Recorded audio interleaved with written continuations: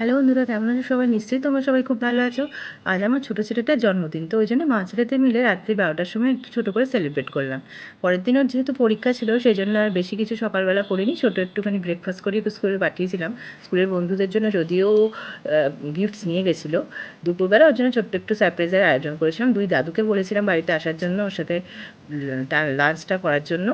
তো বাড়িতে বানানোই সব কিছু আইটেম ছিল, 5 রকম ভাজা, ভাত, পোলাও, তারপর 5 রকমের ফল, মিষ্টি, এই সমস্ত দিয়ে পমফ্রেট মাছের কালিয়া, এ সমস্ত দিয়ে ওকে খুব মজা দিয়েছি, আনন্দ দিয়েছি। এরপরে রাত্রিবেলা একটা ওর পছন্দের মতো কেক কাটলো, তারপর সেলিব্রেট হলো, সবাই গিফট ছিল, বাড়ির সবাইকে নিয়েই আমরা আনন্দ করেছি এবং সেলিব্রেট করেছি। ওর তো খুব ভালো লেগেছে।